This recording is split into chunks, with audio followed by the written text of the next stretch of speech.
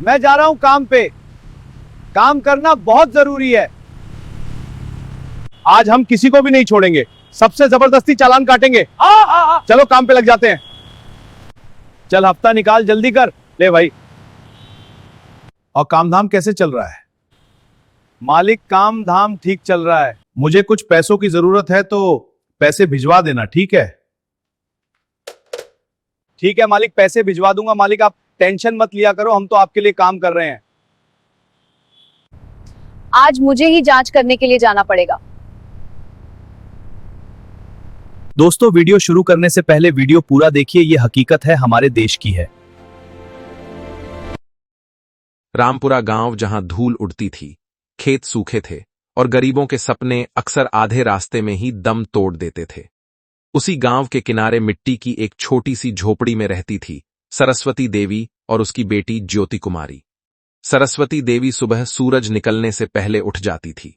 सिर पर घड़ा, हाथ में दरांती और आंखों में चिंता लेकर वो खेतों की ओर चल पड़ती थी। ज्योति भी उसके पीछे पीछे चलती, लेकिन उसके हाथ में दरांती नहीं, किताब होती थी। गांव के लोग अक्सर हंसते हुए कहते, अरे सरस्वती, तेरी बेटी अफसर बनेगी क्या?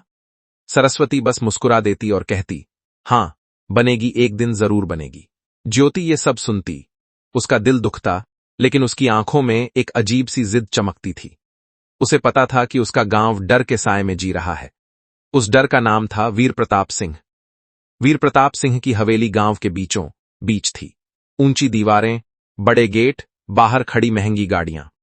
पुलिस वाले भी उसके सामने सलाम ठोकते थे। अर्जुन चौहान और मनवीर चौहान नाम के दो सिपाही तो उसके खास आदमी माने जाते थे। गांव में अगर किसी की जमीन छिनती, किसी गरीब को धमकी मिलती, तो लोग समझ जाते कि इसके पीछे वीर प्रताप का हाथ है। लेकिन कोई आवाज नहीं उठाता था, क्योंकि आवाज उठाने वालों की आवाज हमेशा के लिए बंद हो जाती थी। एक दिन ज्योति को शहर जाकर अपनी बड़ी परीक्षा का फॉर्म भरना था। उसने अपनी पुरानी किताबों को समेटा, मां के पैर छुए और बस स्टैंड की ओर चल पड़ी। रास्ता सुनसान था। अचानक पुलिस की जीप उसके सामने आकर रुकी। अर्जुन चौहान ने खिड़की से झांकते हुए कहा, अरे पढ़ाकू बिटिया, कहां जा रही हो? मनवीर हंसने लगा। उन्होंने रास्ता रोका, बेकार के सवाल किए, उसका बैग चेक करने के बहाने बदतमीजी की। ज्योति का दिल जोर जोर से धड़क रहा था, लेकिन उसने हिम्मत करके कहा, मुझे जाने दीजिए, मेरी परीक्षा है। वे हंस पड़े। यहां वही होगा जो वीर प्रताप जी चाहेंगे। किसी तरह वो खुद को छुड़ाकर थाने पहुंची। थाने में उसने शिकायत लिखवाने की कोशिश की, लेकिन दरोगा ने कागज फाड़ते हुए कहा, लड़की, घर जाओ, ज्यादा समझदार बनने की जरूरत नहीं है। उस दिन ज्योति की आंखों में आंसू थे, लेकिन वो रोई नहीं, वो सीधे घर आई। सरस्वती देवी ने उसके चेहरे की हालत देखी, सब समझ गई। ज्योति बोली, अम्मा, इस गांव में गरीब की इज्जत नहीं है। सरस्वती ने उसका सिर सहलाया और कहा, बेटी, इज्जत मांगी नहीं जाती, कमाई जाती है, पढ़ाई कर, यही तेरी ताकत है। उस रात पहली बार ज्योति ने कसम खाई कि वो इस अन्याय को खत्म करेगी। रात गहरा चुकी थी। झोपड़ी के बाहर कुत्तों के भौंकने की आवाज आ रही थी। अंदर मिट्टी के दिए की हल्की रोशनी में ज्योति किताब खोलकर बैठी थी। उसकी आंखें नींद से भारी थीं, हाथ खेत में काम करने से छिल गए थे, लेकिन वो पढ़ रही थी। दिन में खेत, शाम को घर का काम और रात में पढ़ाई। कई बार भूखे पेट भी पढ़ना पड़ता था। गांव वाले अब भी ताना मारते, अरे ज्योति, शादी कर ले, ये किताबें तेरे काम नहीं आएंगी। लेकिन वो चुप रहती। उसके अंदर आग जल रही थी। समय बीतता गया। पहली बार उसने परीक्षा दी, असफल। पूरे गांव ने मजाक उड़ाया। दूसरी बार दी, फिर असफल। इस बार तो कुछ लोगों ने सरस्वती से कहा, बहन, छोड़ दे इसे, तेरी कमाई बर्बाद हो रही है। उस रात ज्योति टूट गई थी। उसने किताब बंद कर दी। बोली, अम्मा, शायद ये हमारे बस की बात नहीं। सरस्वती देवी ने पहली बार सख्त आवाज में कहा, बस की बात नहीं? जब तू छोटी थी तब भी लोग कहते थे ये लड़की जिंदा नहीं बचेगी, लेकिन तू बची। जब घर में अनाज नहीं था तब भी हम जिंदा रहे। हार मानना हमारे खून में नहीं है। ये शब्द ज्योति के दिल में उतर गए। उसने फिर किताब खोली। इस बार उसने दिन रात एक कर दिया। गांव के बच्चे खेलते, शादियां होती, मेले लगते, लेकिन ज्योति सिर्फ पढ़ती। वीर प्रताप सिंह को भी खबर मिली कि वो लड़की फिर से परीक्षा की तैयारी कर रही है। उसने हंसते हुए कहा, करने दो, ऐसे सपने देखने वालों को हकीकत जल्दी समझ आ जाती है। लेकिन उसे नहीं पता था कि इस बार सपने देखने वाली लड़की नहीं, तूफान तैयार हो रहा है। महीनों की मेहनत के बाद परीक्षा का दिन आया। ज्योति शहर गई। परीक्षा हॉल में बैठते समय उसे वो दिन याद आया जब पुलिस ने उसे रोका था। उसकी आंखों में आंसू नहीं, आग थी। उसने पूरी ताकत से पेपर लिखा। दिन बीतते गए। रिजल्ट आने वाला था। पूरे गांव में चर्चा थी। कोई कह रहा था फिर फेल होगी, कोई कह रहा था देखते हैं इस बार क्या होता है। ज्योति के हाथ कांप रहे थे जब उसने मोबाइल में वेबसाइट खोली, रोल नंबर डाला।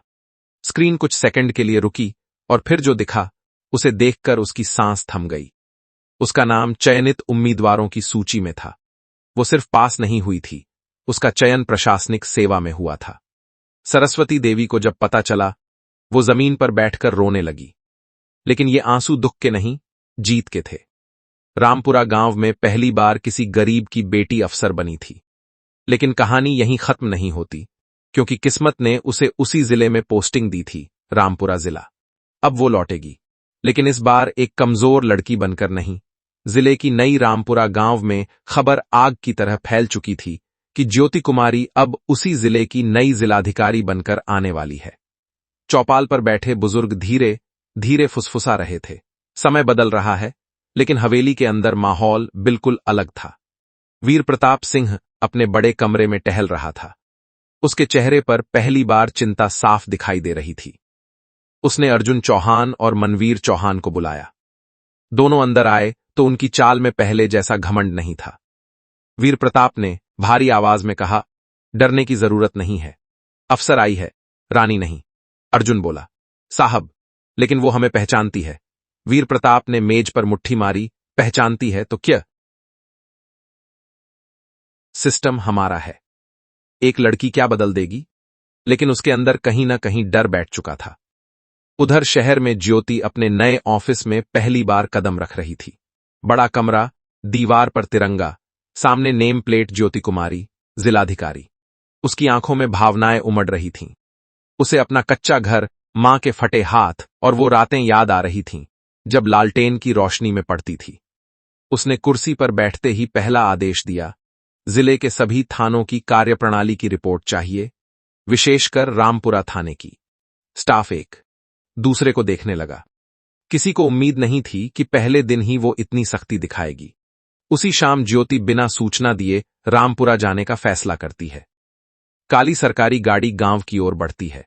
रास्ते में वही खेत, वही पगडंडी, वही बस स्टैंड। लेकिन आज फर्क ये था कि गाड़ी के आगे लाल बत्ती चमक रही थी। गांव के बच्चे दौड़ते हुए चिल्लाए, डीएम साहिबा आ गई। सरस्वती देवी दरवाजे पर खड़ी थीं। जब गाड़ी रुकी और ज्योति उतरी, मां की आंखों में आंसू आ गए। दोनों ने एक दूसरे को गले लगाया। पूरा गांव देख रहा था।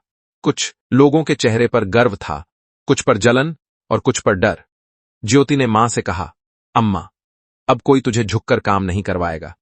लेकिन असली परीक्षा अभी बाकी थी। अगले दिन सुबह ज्योति ने अचानक रामपुरा थाने का निरीक्षण करने का आदेश दिया। खबर सुनते ही थाने में अफरा तफरी मच गई। अर्जुन और मनवीर के हाथ पांव फूल गए। फाइलें ठीक की जाने लगीं, कुर्सियां साफ की गईं। जब ज्योति अंदर दाखिल हुई तो पूरा स्टाफ सलाम में खड़ा हो गया। उसकी नजर सीधी अर्जुन और मनवीर पर पड़ी। कुछ सेकंड के लिए सन्नाटा छा गया। ज्योति ने शांत लेकिन सख्त आवाज में पूछा, महिलाओं से जुड़े मामलों की शिकायत रजिस्टर दिखाइए। दरोगा के हाथ कांपने लगे। रजिस्टर में कई पन्ने गायब थे। ज्योति ने पन्ने पलटे और बोली, यहां कई शिकायतें दर्ज ही नहीं हैं। क्यों? कोई जवाब नहीं था। अर्जुन ने धीमे से कहा, मैडम, शायद गलती से ज्योति ने उसकी बात बीच में काट दी। कानून में गलती शब्द नहीं होता, सिर्फ जिम्मेदारी होती है। उसका स्वर अब कठोर था। उसे वो दिन याद था जब उसकी शिकायत फाड़ी गई थी। उसने तुरंत जांच कमेटी बनाने का आदेश दिया। बाहर खड़े गांव वाले पहली बार देख रहे थे कि थाने में पुलिस वालों की आवाज धीमी है। खबर हवेली तक पहुंची। वीर प्रताप सिंह ने गुस्से में फोन उठाया और किसी बड़े नेता से बात करने की कोशिश की, लेकिन इस बार जवाब मिला, मामला संवेदनशील है, हम दखल नहीं दे सकते। वीर प्रताप समझ गया कि हालात बदल चुके हैं। उसी शाम ज्योति ने अपने ऑफिस में जिले के विकास कार्यों की फाइलें मंगाईं। उसने देखा कि कई योजनाओं का पैसा कागजों में खर्च दिखाया गया है, लेकिन जमीन पर कुछ नहीं है। स्कूल की बिल्डिंग अधूरी, सड़क टूटी हुई, अस्पताल में दवाइयां गायब। उसने धीरे से कहा, अब हिसाब होगा। उधर गांव में लोग आपस में बातें कर रहे थे। क्या सच में अब न्याय मिलेगा? एक बूढ़ी महिला सरस्वती देवी से बोली, बहन, तेरी बेटी तो सच में चमत्कार है। सरस्वती ने आसमान की ओर देखकर कहा, यह उसकी मेहनत का फल है। लेकिन कहानी अभी और गहरी होने वाली थी। रात को ज्योति अपने ऑफिस में अकेली बैठी थी। सामने वही फाइलें थीं जिनमें वीर प्रताप सिंह के नाम से जुड़ी जमीनों और ठेकों का रिकॉर्ड था। उसे समझ आ गया कि गांव का असली खेल कितना बड़ा है। उसने खुद से कहा, अब सिर्फ पुलिस नहीं, पूरा जाल टूटेगा।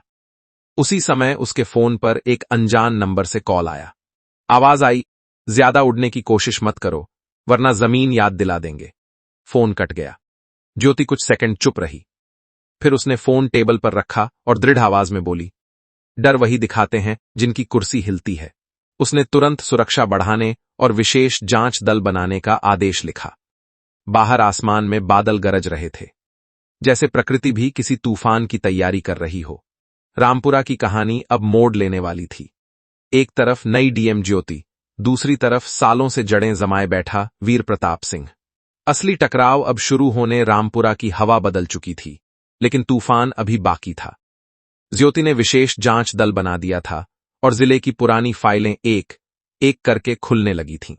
सरकारी जमीनों के रिकॉर्ड, पंचायत के खर्चे, स्कूल निर्माण की राशि, अस्पताल की दवाइयों का बजट, हर जगह गड़बड़ी की बू आ रही थी। जैसे जैसे कागज खुलते गए, एक ही नाम बार बार सामने आने लगा, वीर प्रताप सिंह। कभी सीधे, कभी अपने आदमियों के जरिए। ज्योति अपनी कुर्सी पर बैठी फाइल पढ़ रही थी।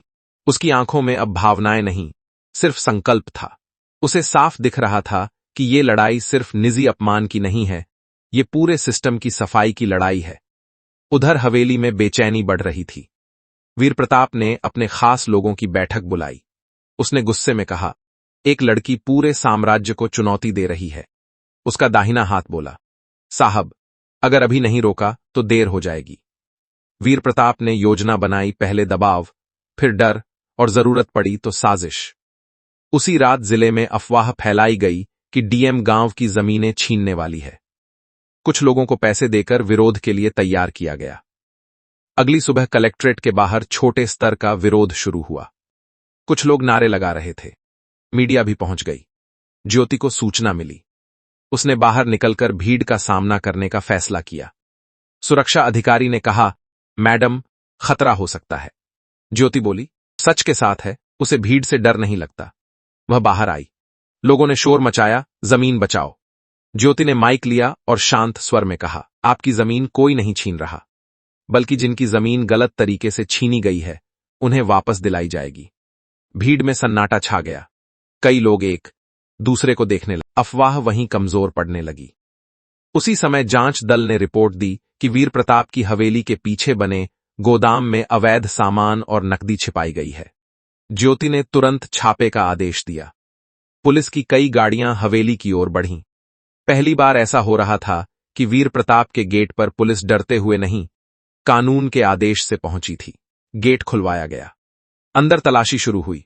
तिजोरियां खुलीं। नकदी के बंडल, सोने के आभूषण, फर्जी कागजात, सरकारी मुहरें, सब बरामद होने लगा। कैमरे रिकॉर्ड कर रहे थे। वीर प्रताप गुस्से में चिल्लाया, तुम्हें इसका अंजाम पता है? ज्योति ने सीधी नजर से देखा और कहा, अंजाम कानून तय करेगा।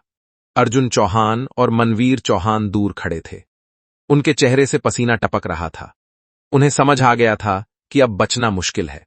उसी शाम ज्योति ने दोनों को विभागीय जांच के बाद निलंबित करने का आदेश जारी किया। जब सस्पेंशन लेटर उनके हाथ में दिया गया तो पहली बार उनकी आवाज धीमी थी। अर्जुन ने कहा, मैडम, गलती हो गई थी। ज्योति ने ठंडे स्वर में जवाब दिया, गलती नहीं थी, आदत थी, और आदत का इलाज कानून करता है। गांव में यह खबर बिजली की तरह फैली। लोग पहली बार खुलकर बातें करने लगे। जिनकी जमीन छीनी गई थी वे आवेदन लेकर कलेक्ट्रेट पहुंचने लगे। एक बुजुर्ग किसान रोते हुए बोला, बेटी, मेरी जमीन 5 साल पहले जबरदस्ती ले ली गई थी। ज्योति ने उसका आवेदन लिया और कहा, अब न्याय मिलेगा। उधर वीर प्रताप की गिरफ्तारी की तैयारी शुरू हो चुकी थी।